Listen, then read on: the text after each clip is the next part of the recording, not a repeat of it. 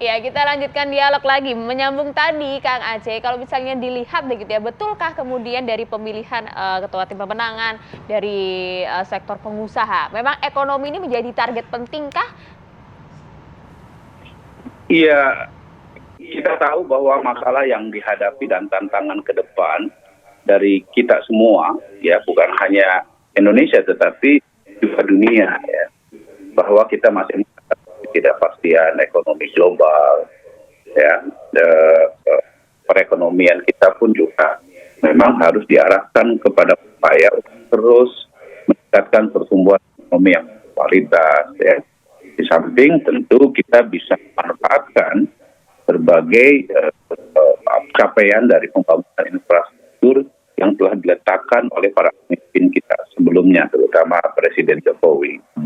Nah, salah satu yang ingin kita capai dalam konteks 5-10 tahun ke depan itu adalah bagaimana pemanfaatan bonus demografi yang saat ini merupakan tahap di mana bangsa kita dapat menggunakan bonus demografi ini untuk kemajuan bangsa kita.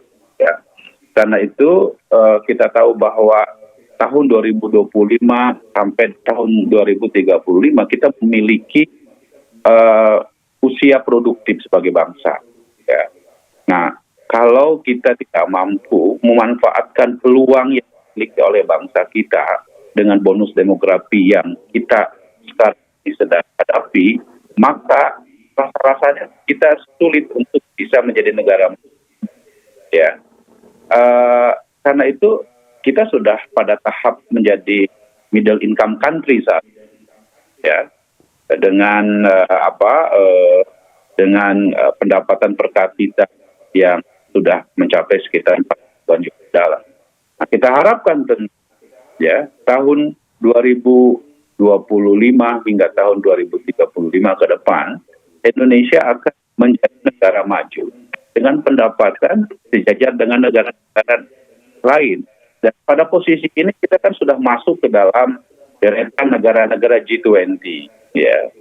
Kita masuk ke dalam deretan OECD yang menunjukkan bahwa memang kepentingan bangsa kita ke depan adalah bagaimana kita mendorong agar kemajuan menjadi salah satu di antara tujuan dari proses politik yang kita lakukan.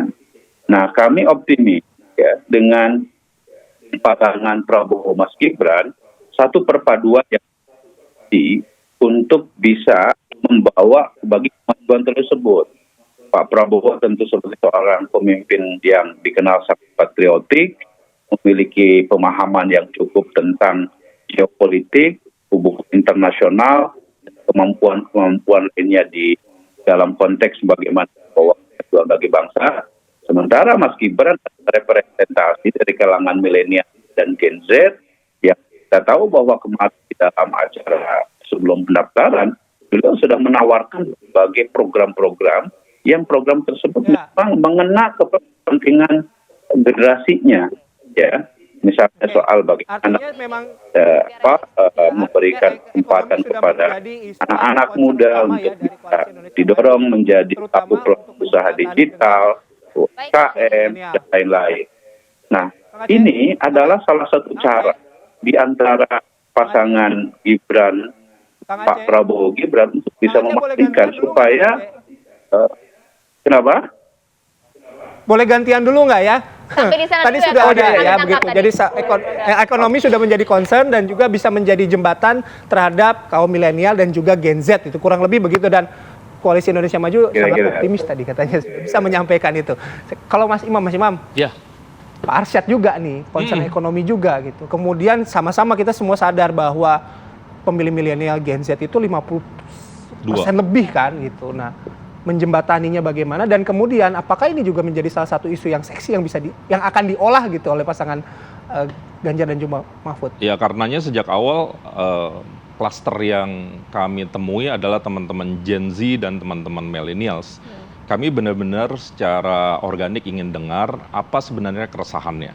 Mungkin buat boomers mental health itu nggak penting, tapi buat Gen Z, buat millennials itu penting. Kan tadi TV One juga mengutip ya, ada cerita tentang orang dikeluarin dari grup WhatsApp bisa membunuh misalnya. Ini kan hal-hal yang mungkin generasi lain nggak punya sensitivitasnya. Dan teman-teman Gen Z, millennials punya masalahnya sendiri. Mereka di stigma menjadi strawberry generation, sandwich generation. Nah, hal-hal ini juga kami pikirkan. Makanya salah satu yang ada di misi Pak Ganjar dan Prof. Mahfud adalah bagaimana kita memastikan kalau bicara kesehatan itu mulai dari promotif, kuratif, preventif semuanya dilakukan. Semuanya harusnya in place, semuanya harusnya ada. Kalau bisa satu desa, satu puskesmas. Karena puskesmas sekarang kan jauh lebih maju dibandingkan puskesmas yang dulu. Kami berharap hal-hal ini juga bisa memitigasi ya hal-hal yang menjadi masalah-masalah milenial atau zilenial kita. Nah, kalau bicara ekonomi, tentu zilenial dan milenial kita sekarang hidup pada era yang berbeda. Cara berekonominya beda, cara berbisnisnya beda, nggak semuanya paham. Tetapi mereka ahlinya, karena mereka ahlinya kita berusaha mendekat, kita berusaha mengerti dan memahami. Belakangan saya pernah kerja di industri digital, sering sekali kita punya jet lag gitu ya, memahami cara bercandanya dan seterusnya. Berarti bukan Gen Z ya kalau masih mau kita ada jet lag gitu ya? Saya milenial, milenial awal. Ini kan kalau nggak pakai Gen Z misalnya, beda lah. Nah, itu yang lagi kita coba, kita terus bergandengan tangan, makanya jubirnya Pak Ganjar dan Prof. Mahfud banyak yang milenial. Betul, nampak sekali ya dari jajaran TPN. Tapi kalau dari Amin sendiri sebenarnya milenial ini menjadi salah satu fokus utama tidak untuk nanti dijembreng gitu ya di berbagai program kerja ya? Ya saya kira sama lah, semua sama. Bedanya kami lebih awal berkomunikasi dengan mereka.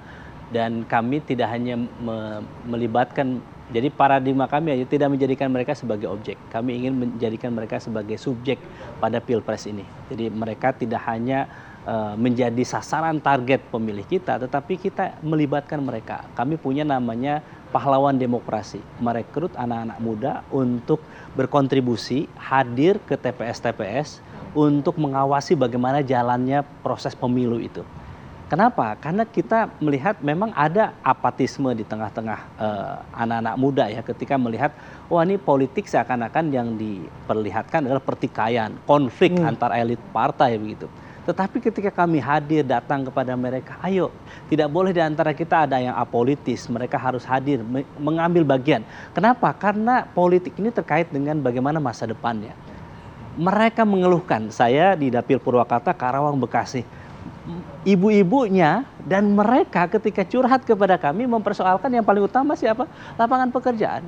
Pasti. Ini yang menjadi fokus utama kita saat ini. Makanya Amin menang, maka 15 juta lapangan pekerjaan yang akan dibuka. Kami akan udah janji itu ya. Realistis, Mas Emin. Iya, dan itu realistis kalau memang kita fokus bahwa penekanannya Amin adalah 15 juta lapangan pekerjaan untuk tenaga kerja lokal, bukan tenaga kerja asing. Ada pembatasan untuk tenaga kerja asing di situ yang mohon maaf di mana era saat ini lebih banyak ada memudahkan tenaga kerja asing, tetapi ke depan fokus kita adalah 15 juta lapangan pekerjaan itu kita buat proyek-proyek yang bukan padat modal tetapi padat karya sehingga banyak melibatkan masyarakat. Kami sangat worry kalau data saat ini 8 juta pengangguran misalnya itu dihitung dari orang yang tidak bekerja 1 jam seminggu. Padahal kalau kita hitung banyak orang yang tidak bekerja 35 jam dalam seminggu itu bisa mencapai 50 juta. Jadi saya kira PR ke depan agenda perubahan dan perbaikan yang dibawa oleh Amin adalah sangat konkret dan banyak aspirasi bahwa melihat bahwa simbol perubahan yang membawa agenda perubahan adalah Anies Mohaimin. Disitulah kita melihat PR kita ketika kita ke lapangan adalah tidak hanya menyampaikan visi misi, tetapi juga mengklirkan ada isu negatif misalnya. Kalau Anies menang maka BLT tidak akan ditunaikan, program keluarga harapan tidak akan dilanjutkan. Kami tekankan, saya sebagai jubir PKS, bagian dari tim pemenangan Pak Anies Baswedan mengatakan kalau Pak Anies menang BLT akan ditingkatkan, kemudian program keluarga harapan kita akan lebih masifkan, lebih tingkatkan, kita akan sempurnakan. Semoga ini bukan janji manis saja ya, Kang ya. Saya kira sudah teruji track record Mas Anies Baswedan. Ketika 5 tahun menjadi Gubernur DKI Jakarta, kita bisa lihat bagaimana perkembangannya. Sopir angkot Di Jakarta kesejahteraannya meningkat. Saya berkomunikasi dengan sopir angkot di Purwakarta, mereka katakan, Ya. Kang Pipin, kalau Pak Anies menang, saya ingin kebijakan sopir angkot di seluruh Indonesia bisa diberlakukan. Nah, ini kan visi Semua misinya diserap, banyak, diserap. begitu ya, visi misinya banyak. Mungkin di forum ini waktu suatu saat nanti kita bisa elaborasi ya dengan panelis. Satu. Mungkin ya, setiap TPN mengirimkan wakilnya, kita debat lagi di Nah, situ. menarik nih. Terima kasih banyak Kang Pipin, terima kasih. Karena Mas kalau Imam. tadi di sana 15 juta, di kita 17 juta. Makanya ini harus Udah, diperdebatkan.